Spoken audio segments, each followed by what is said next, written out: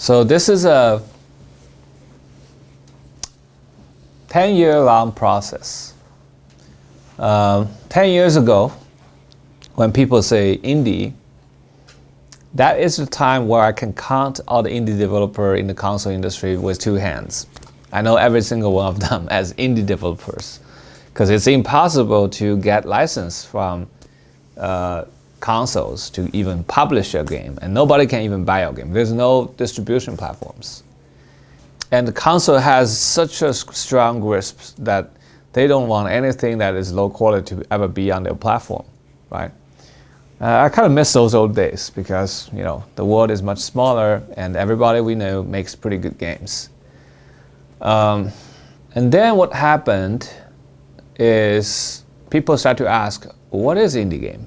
You know, that was at the time there's only 10 people. I mean, if you watch Indie Game the movie, there's 4 of them already, right? Half of them. Indie at its time is the indie that I believed. Individuals who, against all odds, wanted to make something that truly care about, and they made them without financial backings by publishers because it's too risky financially. So when the indies succeed, everybody is rooting for them because they're the underdog, they are the explorer, they're the first penguin. But what happened is, with the expansion of the digital distribution, the barrier of the quality barrier has been completely shattered, so that anybody from anywhere with a free tool could press a button and make a game and put it on the App Store or Steam. And so that's why suddenly you have the flood of just Me Too games.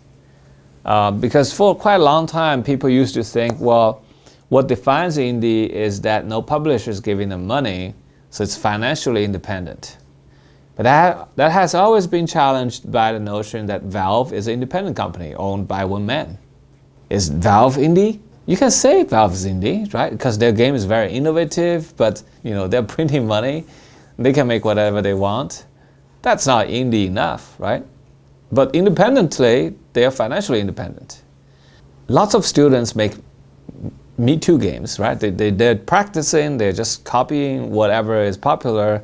They make a, you know, kind of mimicking of other games, maybe add a little spin like mod. Would we ever call them indie? If it was just trying to recreating something, I wouldn't call it indie because it was just a practice. The problem is nobody cared about these games.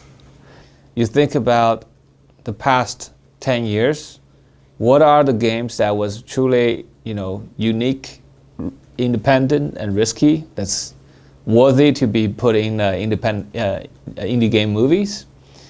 I think the common thing is they are financially risky.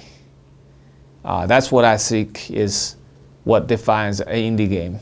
To me, the indie story that people has been talking about over the years is people who tried something that they really believed in and nobody believed in, right? And then the game was successful. That is a story that we like to hear. There's some level of romanticism about that story. So yeah, to me, I always say that in my mind, indie is a pirate ship. The pirates, they don't follow the rules. They're seeking for treasures. And the sea is open and risky. Many of them die. But every now and then, a pirate finds a chest of gold. And that's the story that drives all the other pirates keep going. Yeah, that's the indie spirit. At least that's what I care about. I want to see the pirates.